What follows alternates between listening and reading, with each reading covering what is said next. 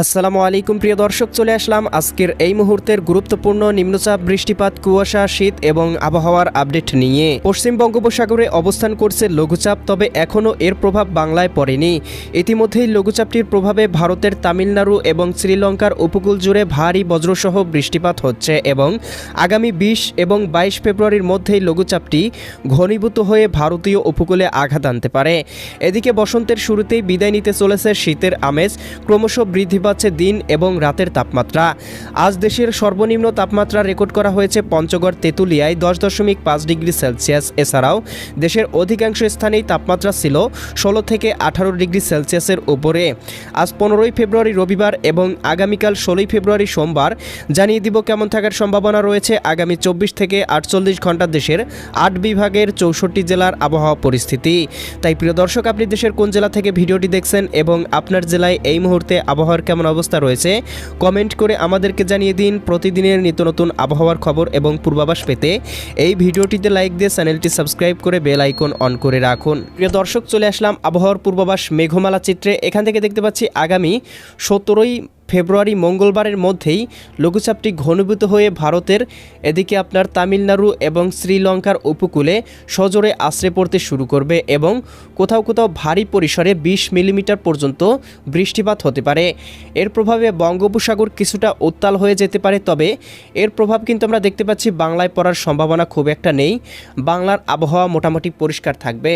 তবে প্রিয় দর্শক, আমরা দেখতে পাবো এর প্রভাবে এর অগ্রভাগের মেঘমালা আংশিক পরিসরে বাংলায় প্রবেশ করতে পারে, যার প্রভাবে বাংলার আকাশ আংশিক পরিসরে কোথাও কোথাও 20 এবং 22 ফেব্রুয়ারির মধ্যে মেঘলা হয়ে যেতে পারে। তবে এই মেঘ থেকে কিন্তু বৃষ্টিপাতের সম্ভাবনা আমরা দেখতে পাচ্ছি না। তবে ভারতের তামিলনাড়ু, অন্ধ্রপ্রদেশ, উড়িষ্যা রাজ্য এবং শ্রীলঙ্কার উপকূলে কিন্তু এর প্রভাব বিস্তার করে এবং কোথাও কোথাও বৃষ্টিপাতের সম্ভাবনা থাকতে পারে। প্রিয় দর্শক, চলে আসলাম তাপমাত্রা পূর্বাভাস চিত্রে। এখান থেকে দেখতে পাচ্ছি আগামীকাল এবং শেষ রাতের মধ্যেই এদিকে দেশের 8 বিভাগের 64 জেলার তাপমাত্রায় কিছুটা কমতে পারে। তবে আমরা দেখতে পাচ্ছি দিনের তাপমাত্রা কিন্তু অত্যাধিক হারে বেড়ে যেতে পারে।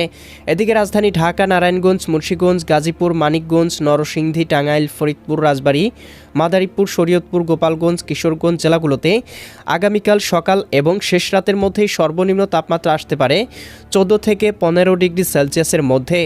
এদিকে ময়মনসিংহ, জামালপুর, শেরপুর, নেত্রকোনা জেলাগুলোতেও সর্বনিম্ন তাপমাত্রা আসতে পারে 13 থেকে 14 ডিগ্রি সেলসিয়াস। এদিকে সিলেট, সুনামগঞ্জ, হবিগঞ্জ, মৌলভীবাজার অঞ্চলগুলোতেও 13 থেকে 12 ডিগ্রি সেলসিয়াসের মধ্যে তাপমাত্রা আসতে পারে।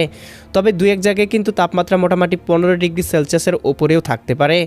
এদিকে চট্টগ্রাম, কক্সবাজার, রাঙামাটি, বান্দরবান, খাগড়াছড়ি, নোয়াখালী, লক্ষ্মীপুর, ফেনী, কুমিল্লা, চাঁদপুর, ব্রাহ্মণবাড়িয়া জেলাগুলোতেও 14 থেকে 15 ডিগ্রি সেলসিয়াস তাপমাত্রা থাকতে পারে। তবে সমুদ্র উপকূলবর্তী অঞ্চলগুলোতে 17 থেকে 18 ডিগ্রি সেলসিয়াসের উপরে তাপমাত্রা থাকার সম্ভাবনা রয়েছে।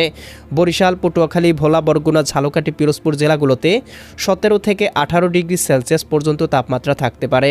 এদিকে খুলনা, যশোর, সাতক্ষীরা, বাগেরহাট, ঝিনাইদহ, মাগুরা, নড়াইল, কুষ্টিয়া, চুয়াডাঙ্গা, মেহেরপুর জেলাগুলোতেও 14 থেকে 16-17 ডিগ্রি সেলসিয়াস। এদিকে রাজশাহী, সিরাজগঞ্জ, বগুড়া, পাবনা, নাটোর, নওগাঁ, চাঁপাইনবাবগঞ্জ, জয়পুরহাট জেলাগুলোতেও 13 থেকে 14 ডিগ্রি সেলসিয়াস পর্যন্ত তাপমাত্রা থাকার সম্ভাবনা রয়েছে।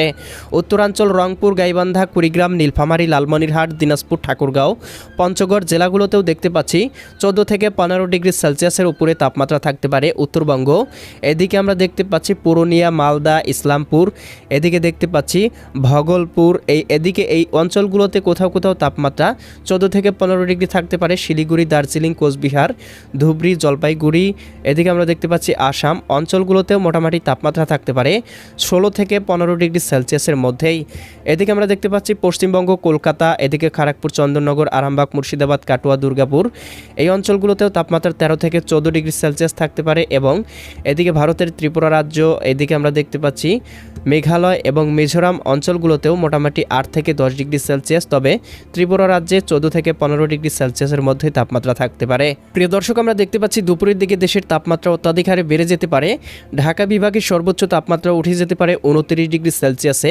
বরিশাল বিভাগে সর্বোচ্চ তাপমাত্রা উঠতে পারে 28 থেকে 29 ডিগ্রি সেলসিয়াস। খুলনা বিভাগেও 29 ডিগ্রি সেলসিয়াস এবং রাজশাহী বিভাগে 27 থেকে 26 ডিগ্রি সেলসিয়াস। রংপুর বিভাগে 27 ডিগ্রি সেলসিয়াস। এদিকে দেখতে পাচ্ছি পাচ্ছি ময়মনসিংহ বিভাগেও 27 ডিগ্রি সেলসিয়াস, দুপুরের দিকে সিলেট বিভাগে 28 ডিগ্রি সেলসিয়াস উঠতে পারে, ভারতের ত্রিপুরা রাজ্যে 29 ডিগ্রি সেলসিয়াস পর্যন্ত উঠতে পারে, চট্টগ্রাম বিভাগে 29 থেকে 30 ডিগ্রি সেলসিয়াস পর্যন্ত তাপমাত্রা ওঠার সম্ভাবনা রয়েছে, বরিশাল বিভাগেও 27-28 ডিগ্রি সেলসিয়াস। এদিকে আমরা দেখতে পাচ্ছি ভারতের পশ্চিমবঙ্গ, কলকাতা এই অঞ্চলগুলোতে কোথাও কোথাও তাপমাত্রা সর্বোচ্চ 30 ডিগ্রি পর্যন্ত উঠে যেতে পারে, উত্তরবঙ্গে 26 থেকে 27 ডিগ্রি সেলসিয়াস, আসামের দিকেও 27 ডিগ্রি সেলসিয়াস, এদিকে ত্রিপুরা রাজ্যেও 29 ডিগ্রি, মিজোরাম মেঘালয়ের দিকেও মোটামুটি 20 থেকে 25 ডিগ্রি সেলসিয়াস পর্যন্ত তাপমাত্রা থাকতে পারে।